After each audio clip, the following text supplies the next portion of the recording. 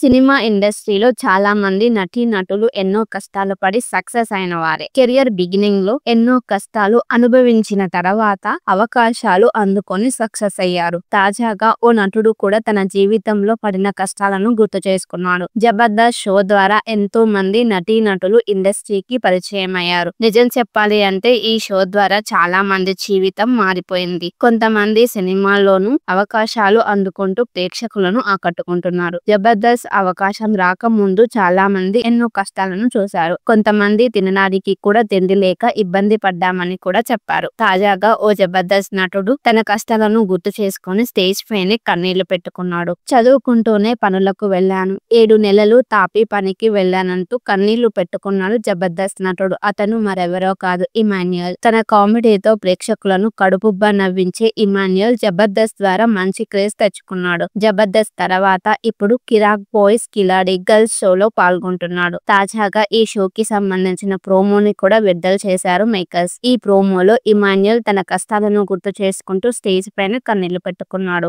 ఈ ప్రోమోలో ఇమాన్యుయల్ మాట్లాడుతూ, మా ఊరంటే నాకు చాలా చాలా ఇష్టం. మా ఊరి పేరు వైకుంఠపురం. నా డిగ్రీ అయిపోయిన తర్వాత దాదాపు నేను 7 నెలల పాటు తాపీ పనికి వెళ్ళాను. బొచ్చలు మోయడానికి వెళ్ళాను. సిమెంట్ బొచ్చలు మోయటం వల్ల వేళ్ళని బొక్కలు పడితే ఏడ్చేవాణ్ణి మా అమ్మ దగ్గర. వర్షం పడితే నన్ను మా అన్నని పడుకోబెట్టి మా అమ్మ నాన్న గోనె సంచులు పట్టుకొని కూర్చునేవాళ్ళు. మాకు ఎవరు హెల్ప్ చేయలేదు అంటూ కన్నీళ్లు పెట్టుకున్నాడు ఇమాన్యుయల్ మాట్లాడుతూ ఉంటే అక్కడ ఉన్నవారు కూడా కన్నీళ్లు పెట్టుకున్నారు. శ్రీముఖి ఇమాన్యుయల్ దగ్గరికి తీసుకుని ఓదార్చింది. ఈ ప్రోమో ఇప్పుడు వైరల్ గా మారింది.